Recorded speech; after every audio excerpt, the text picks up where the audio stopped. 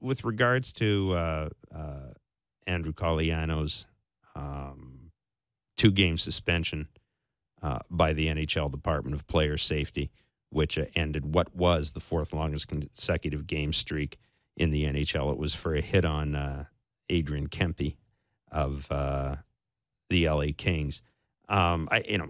Seeing the hit, to me, it certainly warranted a suspension. It was a late hit to the head after the puck had been released. But Ty Domi on Twitter, and I understand, I don't know if you necessarily want Ty Domi to be your judge and arbiter of all things that are right and virtuous, but he makes the point. He thinks that the hit's not worth a suspension, but he also says that it's not worth breaking a record for a guy playing 830 games, which he says definitely is an important record, a record that's important to acknowledge. Says this is a player that gets respect from current and ex-players. Now, normally I would roll my eyes at this and go, yeah, not having it. I'm not certain that's right. I mean, I tend to think that a hit to the head is a hit to the head, even if Jesus delivers it to you, and probably deserves a suspension. But Ty does kind of raise, at least it's a talking point, isn't it? How much does reputation count in these things, and should it count in these things? Well, first off, I think Crosby would disagree with you. He's still waiting for a suspension for either these Steckel or Hedman hits. That's true. From several years ago, which is always the example I give when people say that Sid gets preferential treatment.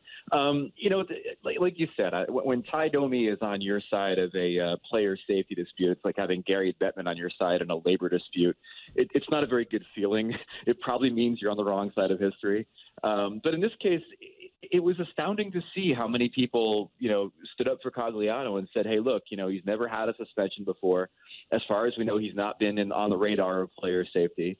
And because of him being a really good guy with this incredible historic streak going on, there should have been some exception made, to which I'd say these are probably the same people that are the first in line to lambaste the Department of Player Safety for inconsistency or for selectivity, or for not penalizing certain hits to the head and then penalizing other ones. And to me, like you said, Kempe released the puck, and almost 2 seconds later, Cogliano hit him in the head.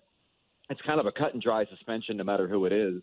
And the idea that these mitigating factors should somehow play into it, I just don't buy it. I think it speaks more to the inconsistency of player safety if you buy into the idea that good guys should get a break sometimes.